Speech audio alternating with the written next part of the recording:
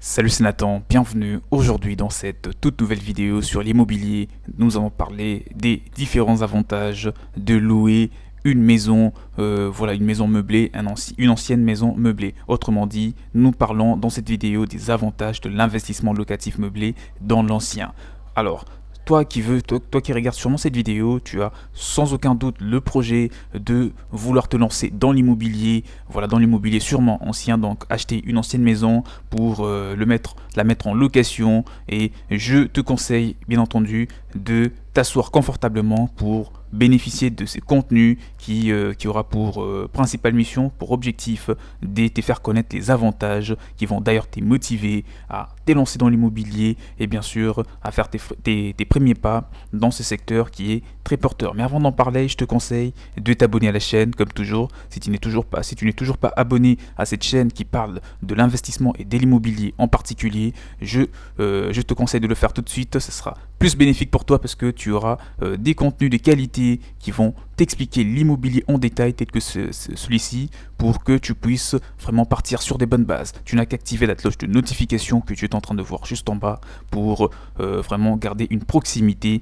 à la chaîne. Alors là, nous pouvons avancer. Un texte dresse la liste des éléments des mobiliers devant garnir les éléments, garnir le bien immobilier. Mais avant cela, ce que tu dois savoir déjà, c'est que la location meublée offre une rentabilité toujours très intéressante. Nos conseils, ou mes conseils en tout cas moi personnellement, qui est en train de te faire cette vidéo pour maximiser votre investissement, c'est de ça que nous allons parler.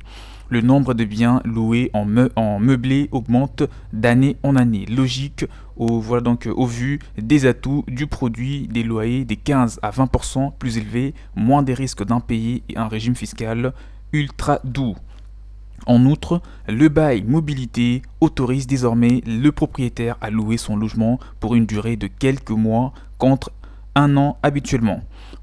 Côté inconvénient, on note bien entendu des contraintes réglementaires plus lourdes depuis 2014 avec notamment l'obligation de fournir certains éléments de confort. Pour un deuxième point, ce que je viens d'ailleurs de dire au début de la vidéo, un texte dresse la liste des éléments de mobilier devant garnir le bien. Pour rendre attractif un bien immobilier qui est meublé, qui a déjà les meubles dedans, donc notamment un salon, le lit, tout ce que vous voyez, mieux vaut y installer tous les équipements modernes, notamment la télévision, le raccordement internet, le lit, tout ce que vous voyez, le salon, etc. En tout cas, pour les baux signés depuis le 1er septembre 2015, le mobilier doit au moins comprendre les éléments suivants, notamment si vous voulez vous lancer dans l'immobilier déjà meublé. Il est obligatoire, parce que c'est la loi qui les stipule, que votre bien immobilier contient les éléments que je suis en train de te citer, notamment le lit avec une couette ou une couverture, des volets avec des rideaux dans la pièce à coucher, des plaques de cuisine, un four ou un micro-ondes, un réfrigérateur doté d'un compartiment pouvant descendre avec une température de 6 degrés, et des ustensiles de cuisine et des lave-vaisselle pour prendre ses repas, une table et des sièges, des étagères, des rangements, des luminaires ainsi que des appareils d'entretien ménager. Si vous voulez louer votre bien immobilier, vous devez obligatoirement mettre ces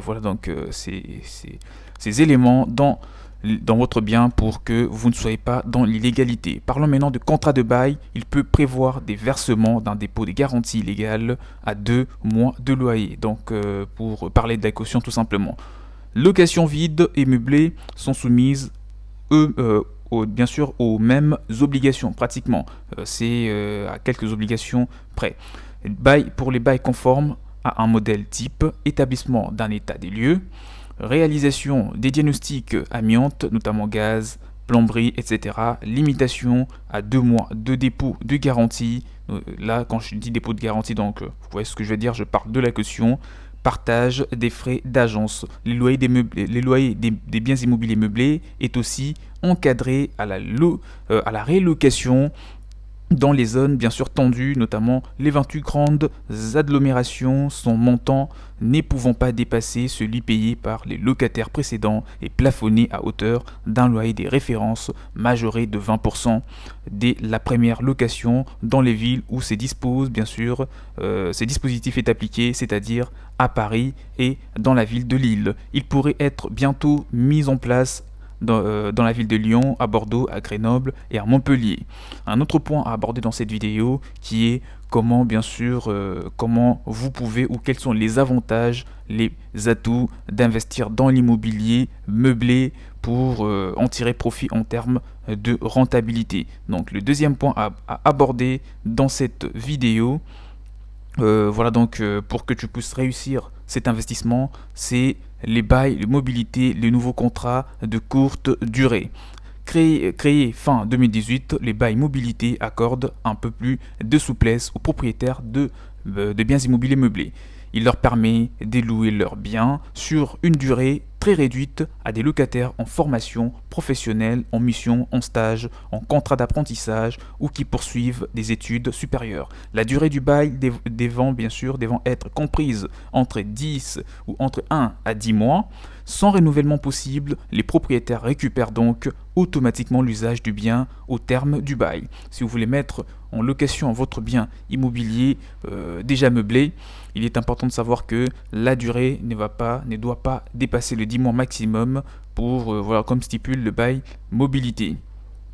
Et pour avancer, la durée du bail, donc comme je viens de le dire, est de maximum 10 mois. Ces nouveaux contrats n'est toutefois pas sans inconvénients. Aucun dépôt, donc aucune caution n'est à déposer, aucune caution n'est exigée. Si l'occupant des lieux peut donner congé à tout moment en respectant un préavis d'un mois, le propriétaire du bien, lui, est en revanche privé de cette possibilité. Il doit tenir jusqu'à la fin du bail signé. Fin du contrat, donc le point à aborder aussi, seul le locataire peut donner congé librement. Si le locataire, votre locataire peut donner congé à tout moment avec un préavis d'un mois, les bailleurs ne peut le faire qu'à la fin du bail, à condition d'avertir l'occupant du moins 3 mois.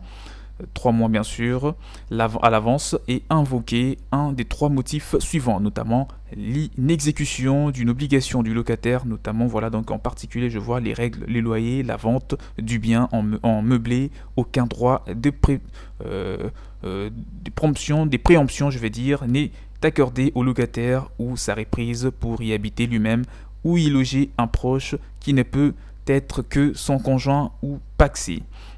Son concubin aussi, ou ses proches, enfants ou parents sont bien entendu acceptés. Gare aux sanctions en cas de congé donné sans motif valable, jusqu'à 6 000 € d'amende, plus les dommages et les intérêts accordés au locataire qui s'est plaint au juge, ce qui peut doubler la note. Là, on arrive tout doucement vers la fin de cette vidéo et j'espère que tu es en train d'en tirer des avantages, des points sur lesquels tu peux t'accentuer lorsque tu envisages d'acheter un bien immobilier ancien pour le mettre en location meublée. Pour parler de la charge locative, la formule la plus pratique est de facturer un forfait au locataire en place. 2 solutions s'offrent au bailleur pour faire payer au locataire les charges qui lui incombent, notamment l'eau et l'électricité, soit il lui impose les règlements des provisions mensuelles, notamment là je vois plus précisément régularisables chaque année sur justificatif, soit il décide d'appliquer un forfait de charge payable par mois ou par trimestre. Si le contrat de bail le précise, ces forfaits bien sûr peut être révisé à la hausse tous les ans suivant l'inflation, mais il ne donne jamais droit à la moindre régularisation. L'avantage de la formule est sa simplicité. Attention toutefois à ne pas abuser. La loi précise que le montant du forfait facturé doit être cohérent avec les charges réelles dont le locataire aurait dû s'acquitter. Voilà, donc on va finir avec la fiscalité, les déficits générés grâce aux charges et à l'amortissement du bien, c'est déductible des loyers. bien sûr, ils sont déductibles du loyer. Les loyers sont imposés soit au forfait, après 50% d'abattement, régime de la base appliqué au-dessus de 72 600 euros de loyer par an, soit au réel. À cette seconde option, encore plus avantageuse et accessible à tous, l'ensemble des charges, notamment les travaux, syndic, intérêt du prêt et déduit des loyers, plus une partie du prix du bien qui est de 3,33% par an et de celui des meubles. Des meubles, là je vois 10% par an. Mieux si les charges sont supérieures aux recettes, le déficit sera déductible des loyers durant 10 ans, évitant ainsi l'impôt plusieurs années de suite. L'investisseur peut obtenir un rendement supérieur à 6,5% par an. Voilà, on arrive à la fin de la vidéo et j'espère que tu as eu suffisamment d'informations et surtout les avantages pour que tu t'élances tout de suite dans l'acquisition d'un bien immobilier ancien parce que c'est le plus accessible et le plus rentable. Parce que si vous doutez bien, si vous voulez vous lancer dans l'immobilier et surtout en tant que novice, il vous est conseillé d'investir que dans des biens immobiliers anciens pour garantir une rentabilité. Et encore mieux si c'est destiné pour une location meublée, alors ça sera beaucoup mieux parce que la location meublée, c'est à courte durée forcément et la rentabilité est bien plus meilleure que pour une location longue durée. Maintenant, c'est à ton tour de me dire dans le commentaire s'il y a un point que tu avais voulu qu'il soit abordé. Concernant ce sujet, tu me le dis dans le commentaire pour te faire une nouvelle vidéo là-dessus et te donner toutes les précisions possibles et te motiver à passer à l'action, à te lancer dans l'immobilier pour acheter soit ton premier bien ou ton deuxième si tu en as déjà acquis un précédemment. Et n'oubliez pas, pour toutes ces personnes qui veulent se faire accompagner, mon mail vous le trouverez dans la description de la vidéo et vous devez vous abonner en activant la cloche de notification pour ne rien rater sur les prochaines vidéos qui transmettent de la connaissance telle que celle-ci. Je vous dis à la prochaine, portez-vous bien, ciao ciao.